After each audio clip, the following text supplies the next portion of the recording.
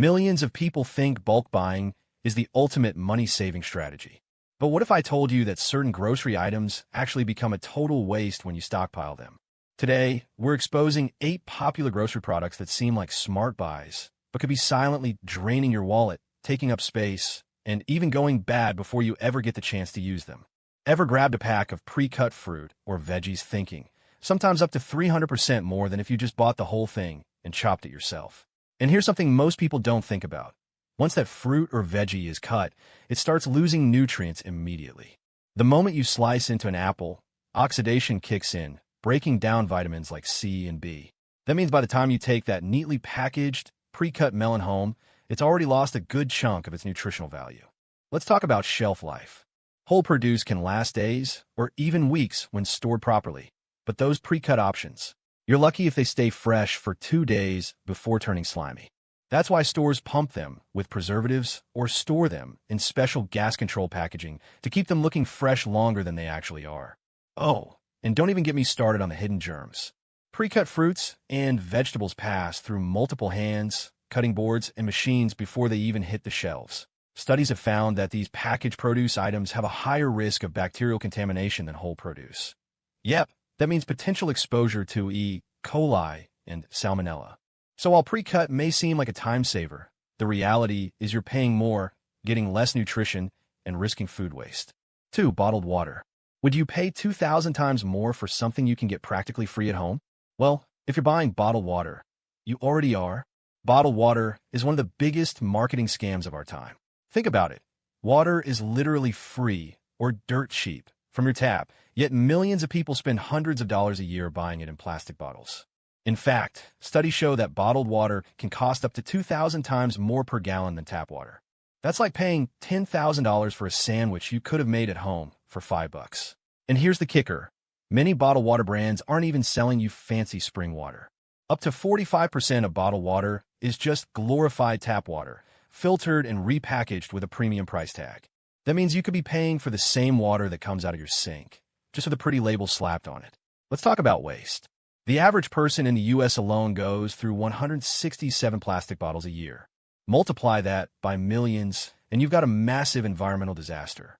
Most of these bottles don't get recycled, and the ones that do still require energy to break down.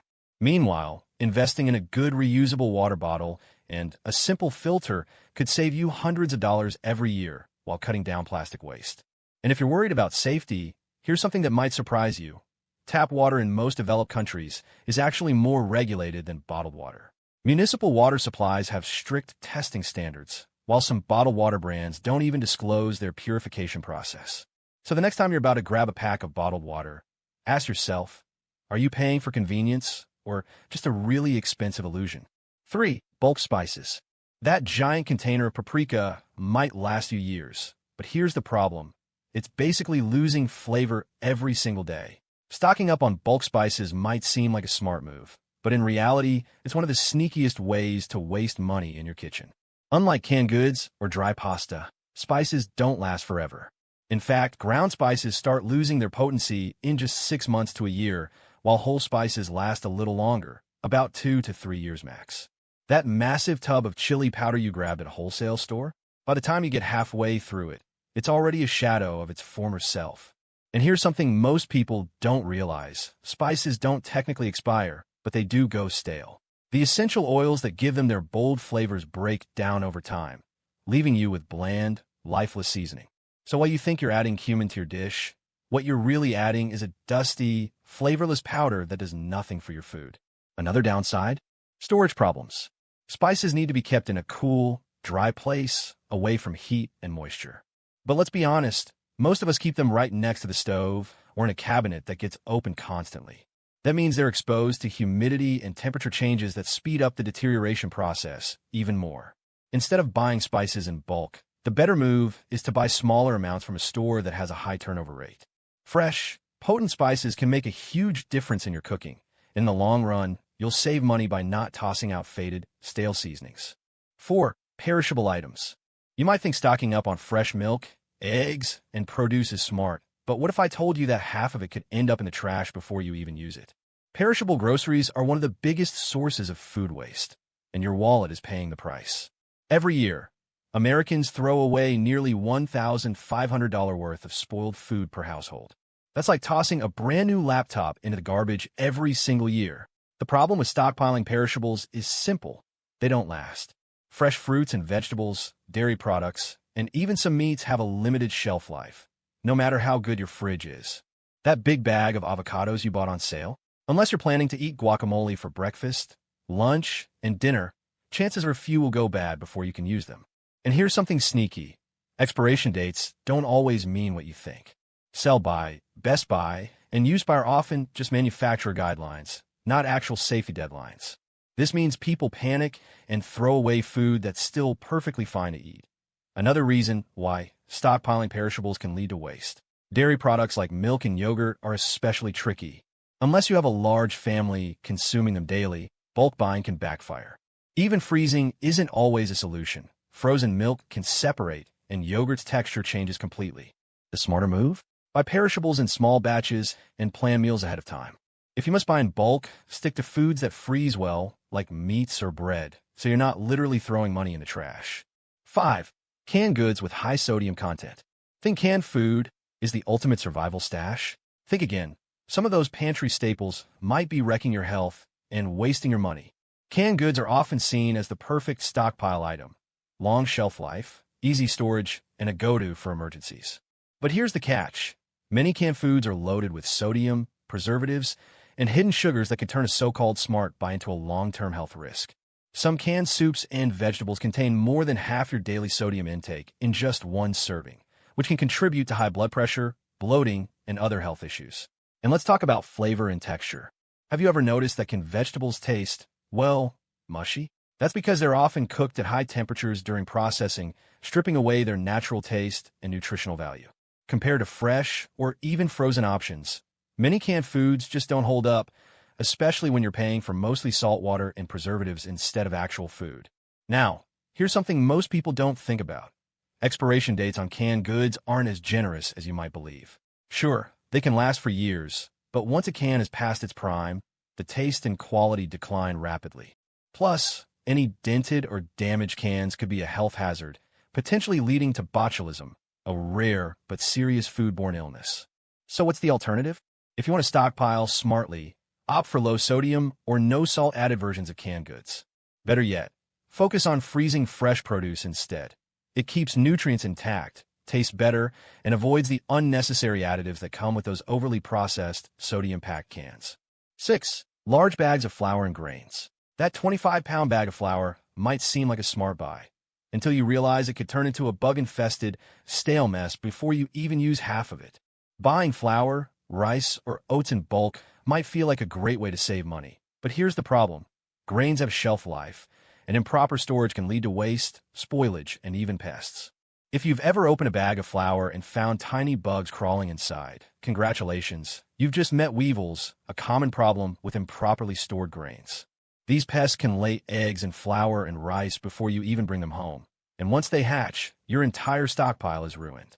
Even if pests don't get to it first, flour and grains can go rancid over time. Whole wheat flour, for example, has a much shorter shelf life than white flour because of its higher oil content.